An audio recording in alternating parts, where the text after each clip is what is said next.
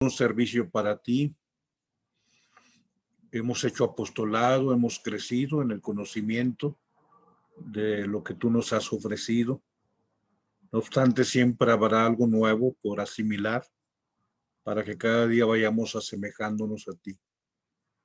Hoy de forma especial los que estamos aquí con diferentes responsabilidades, que podamos ir muriendo a nosotros mismos para bien de aquellos que tú nos has dado.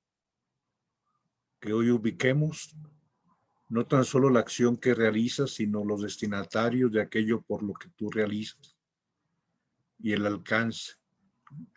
Ese alcance que manifiesta tu anhelo, tu deseo, tu proyecto, tu sueño. Tú quieres que todos los hombres se salven. Que contribuyamos para que se cumpla tu voluntad, que no es otra sino una voluntad de salvación. Bien, gracias por estar aquí. El tema del día de hoy lo he focalizado en torno al buen pastor, pero en una característica que hoy el Evangelio, la primera lectura y el Salmo nos subrayan, que es el de un pastor que se sacrifica, pero que tiene en su mirada todas sus ovejitas, y su deseo es que no se le pierda ninguna. Pidamos a Dios para que aquellos que se nos han confiado podamos vigilar por ellos, cuidar de ellos. Adelante, voy a leer los 3 textos, aunque sea de forma breve, pero los vamos a recuperar en la Santa Misa con don Gustavo. Del libro del profeta Ezequiel. Esto dice el Señor Dios: voy a recoger de las naciones a donde emigraron a todos los israelitas. De todas partes los congregaré para llevarlos a su tierra. Haré de ellos un solo pueblo en mi tierra. En los montes de Israel habrá un solo rey para todos ellos, y nunca más volverán a ser 2 naciones, ni a dividirse en 2 reinos. Ya no volverán a mancharse con sus ídolos, sus abominaciones y con todas sus iniquidades. Yo los salvaré de las infidelidades que cometieron y los purificaré. Ellos van a ser mi pueblo, yo voy a ser su Dios. Mi siervo David será su rey, y todos ellos no tendrán más que un pastor. Cumplirán mis mandamientos y pondrán por obra mis preceptos. Habitarán en la tierra que di a mi siervo Jacob, y en la que habitaron los padres de ustedes. Y ahí vivirán para siempre ellos, sus hijos y sus nietos. Mi siervo David será su rey para siempre. Voy a hacer con ellos una alianza eterna de paz. Los asentaré, los haré crecer, y pondré mi santuario entre ellos para siempre. En medio de ellos estará mi templo. Yo voy a ser su Dios y ellos van a ser mi pueblo. Las naciones sabrán que yo soy el Señor que santifica a Israel, cuando vean mi santuario en medio de ellos para siempre. Palabra del Señor. Bien, este texto es subrayado el deseo del Señor: voy a recoger de las naciones a donde emigraron a todos los israelitas. Y bueno, la parte final, que es subrayado en morado, las naciones sabrán que yo soy el Señor, cuando vean mi santuario en medio de ellos para siempre. Habla de un Señor que reúne a todos. Subrayo, aunque no lo puse en color, la primera línea del segundo párrafo: mi siervo David será su rey, y todos ellos no tendrán más que un pastor. Hoy se hace alusión a la imagen del pastor. Adelante, vamos a ver ahora lo que corresponde al Salmo responsorial, que es un texto extraído de Jeremías 31, con esta alusión a Jesús el pastor. El Señor cuidará a su pueblo como un pastor a su rebaño. Escuchen, pueblos, la palabra del Señor, anúncienla aún en las islas más remotas. El que dispersó a Israel lo reunirá y lo cuidará como un pastor a su rebaño. Porque el Señor redimió a Jacob y lo rescató de las manos del poderoso. Ellos vendrán para aclamarlo al monte Sión, y vendrán a gozar de los bienes del Señor.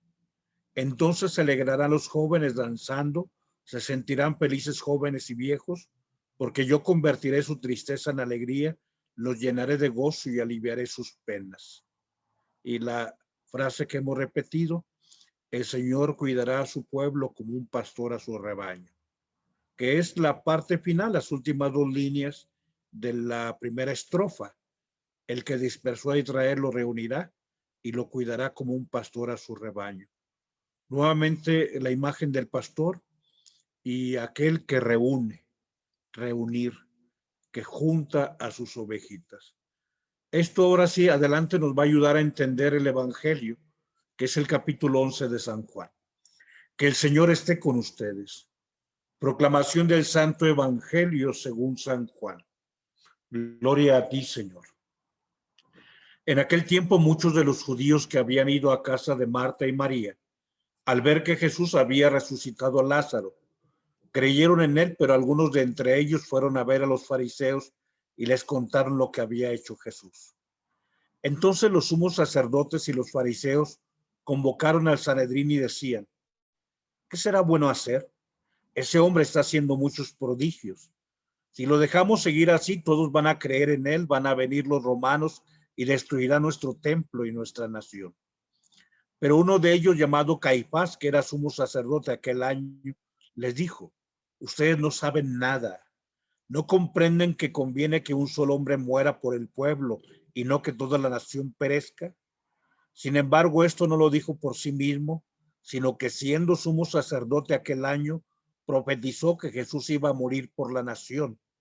Y no solo por la nación, sino también para congregar en la unidad a los hijos de Dios que estaban dispersos. Por lo tanto, desde aquel día tomaron la decisión de matarlo. Por esta razón, Jesús ya no andaba públicamente entre los judíos, sino que se retiró a la ciudad de Efraín, en la región contigua al desierto, y ahí se quedó con sus discípulos. Se acercaba la Pascua de los judíos y muchos de las regiones circunvecinas llegaron a Jerusalén antes de la Pascua para purificarse. Buscaban a Jesús en el templo y se decían unos a otros: ¿qué pasará? ¿No irá a venir para la fiesta? Palabra del Señor. Gloria a ti, Señor Jesús. La pregunta que hacen al final, ¿no irá a venir para la fiesta? Mañana se responde. Mañana será la entrada de Jesús a la Jerusalén, que va a ser recibido con manifestaciones de alegría y de sencillez del pueblo que lo recibe. Sí va a ir para la fiesta, pero esa fiesta va a ser distinta en Jerusalén. Es subrayado en letra roja: Jesús iba a morir por la nación, y no solo por la nación, sino también para congregar en la unidad a los hijos de Dios que estaban dispersos. Esto habla acerca del cumplimiento que ya veíamos de Ezequiel 37, del 21 al 28, donde se hablaba acerca de Dios que va a recoger de las naciones a donde emigraron a los hijos de Israel. Y habla acerca de que David será su rey, todos serán o vendrán, y él será un pastor, su siervo David, su rey, no tendrán más que un solo pastor.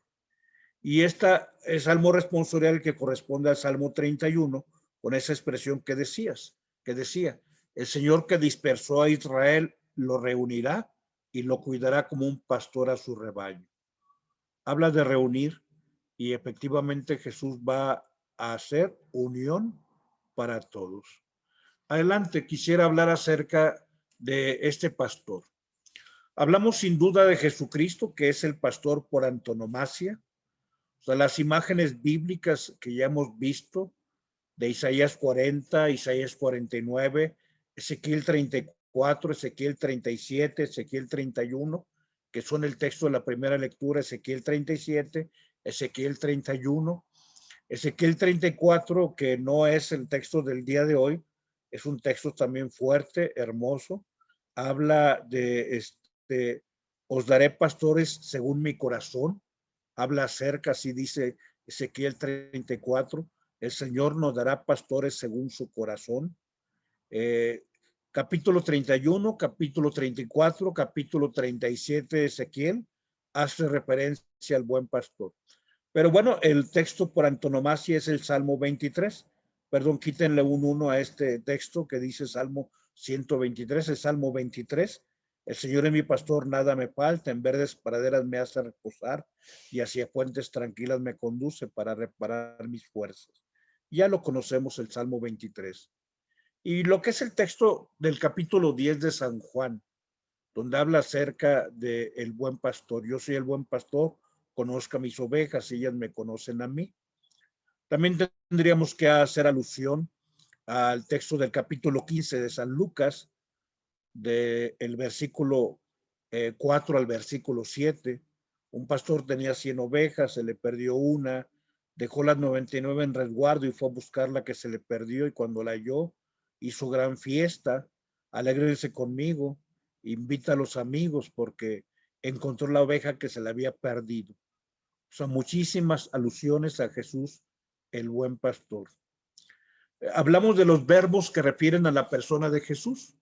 Jesús es quien conoce a las ovejas, Jesús es quien ama a las ovejas, Jesús es quien llama a las ovejas por su nombre, Jesús es quien camina delante de las ovejas, Jesús es quien carga sobre sus hombros a las ovejas, Jesús es quien apacienta a las ovejas, y sobre todo quiero subrayar esta parte final porque es lo que ha subrayado el texto del capítulo 11 de San Juan. Dice Caifás, no comprenden que un hombre muera para que el pueblo no muera. Y dice Caifás, que era sumo sacerdote, estaba profetizando, ni se daba cuenta de que Jesús iba a morir para reunir a su pueblo. Y dice, ¿qué digo a su pueblo? Para reunir a todos los hijos de Dios dispersos por el mundo. Hablemos de esta última cualidad, que es la que expresa de forma hermosa el Evangelio. Adelante, vamos a hablar de algunas cualidades, obviamente llegando a la expresión más alta de la vida del pastor. Y lo digo y lo subrayo porque al final de cuentas, precisamente el texto nos refiere lo que tú y yo tenemos que hacer. O sea, que no tenemos que tener miedo en torno a reunir a los que se nos confiaron, incluso, o sea, saber que debemos dar la vida, vivir nuestra Semana Santa, vivir nuestro Domingo de Ramos, vivir nuestro Jueves Santo, vivir nuestro Viernes Santo. Aquí, digamos, haciendo una recapitulación de lo que es la cualidad del pastor: buscar la oveja que se pierde, la caridad sin límites, la misericordia, la comprensión, la perseverancia, el consejo, la persuasión, la autoridad, la obediencia total y delicada, el silencio discreto, la palabra oportuna, la inteligencia, la humildad, la mansedumbre, el corazón indiviso para todos y para cada una de las ovejas, la servicialidad, la vigilancia, la paciencia, la pobreza, la moderación, la indulgencia, la integridad. Pero vayamos a la principal cualidad. Adelante. Me gusta este texto de Santo Tomás de Aquino. Hace 8 siglos, en su comentario sobre Juan capítulo 10, dice: a los pastores que apacientan rebaños de ovejas no se les exige exponer su propia vida a la muerte por el bien de su rebaño. O sea, los pastorcitos que están en el campo, aquellos que están ahí en la campiña, que están en medio de la lomita, que andan entre los cerros. Dice, pero en cambio el pastor espiritual, o sea, aquellos que se nos ha confiado la vida de personas, sí que debe renunciar a su vida corporal ante el peligro de sus ovejas. Renunciar a su vida corporal ante el peligro de sus ovejas. Y dice, porque la salvación espiritual del rebaño es de más precio que la vida corporal del pastor. Esta es lo que, la expresión altísima de lo que Jesús realiza por nosotros. Convenía que Él muriera para reunirnos. Él tiene poder para dar la vida, tiene poder para recuperarla, nadie me la quita, yo la doy porque quiero. Y bueno, el Señor dará la vida por las ovejas y nos va a reunir. O sea, esta semana el pastor reunirá a todas sus ovejitas, nos dará la vida por nosotros. Adelante, junto con esta expresión de Santo Tomás de Aquino, está esta otra de nuestro querido San Agustín. Reitero que Santo Tomás de Aquino es el más grande teólogo, yo considero, de todos los milenios.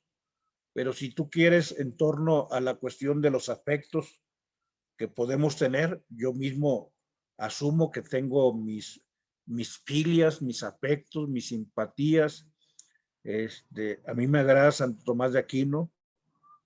Considero que es alguien que Dios le dio a la iglesia precisamente para que pudiera sistematizar todas las enseñanzas que Jesús nos dio en lo que llamamos la teología.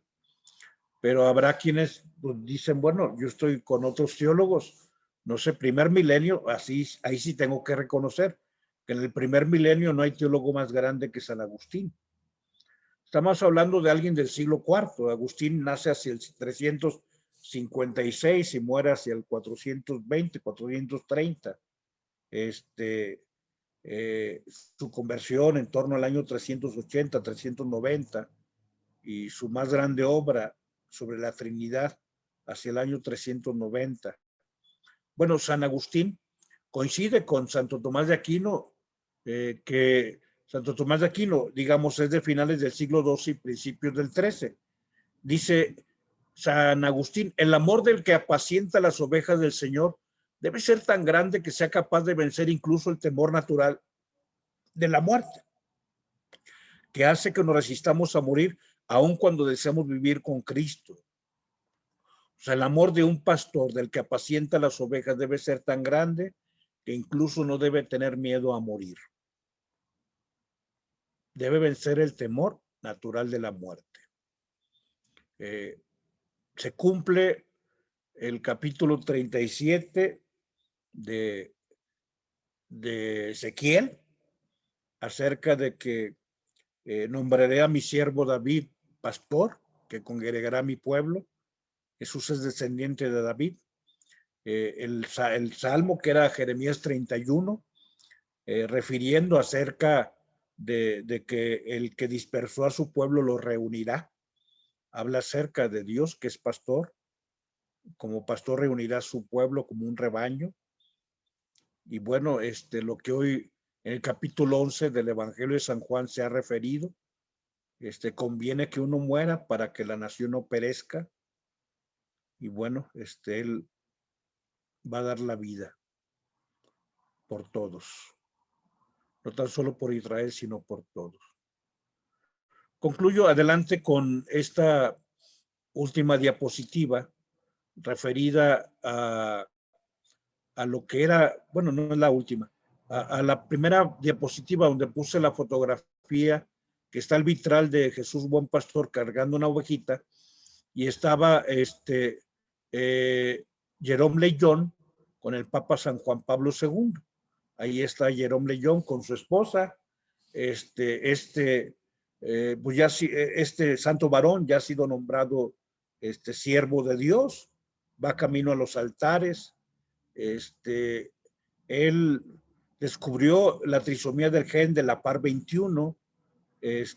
Sabemos la cantidad de cromosomas y sabemos el regalo del misterio de Dios que le dio a los cromosomas, ese regalo de la duplicación para manifestar la vida. Cada uno de los cromosomas se duplica, pero de pronto hay uno que es el de la par 21 que tiene una triplicación, por eso se llama trisomía. Soma significa cuerpo. El cromosoma, digamos, habla acerca de una unidad corpórea, una unidad o un cuerpo, aunque sea microscópico, pero que tiene ahí todos los elementos propios de la vida. Bueno, de pronto el cromosoma tiene una trisomía. Una trisomía es el gen de la par 21, tiene esa trisomía. Y cuando se da este fenómeno en el gen de la par 21, se da lo que se llama el síndrome Down, que digamos antiguamente, yo lo digo con respeto, te comento entre mis amigos, siempre orando por ellos, pero hace como unas 3 semanas un amigo me escribe y me dice, padre, tuvo su segundo hijo y estaba muy consternado porque me comenta, mi familia todavía no sabe, obviamente hablando de sus hermanos, de la familia de origen, de sus papás. Dice, pero Miquel tiene el síndrome Down.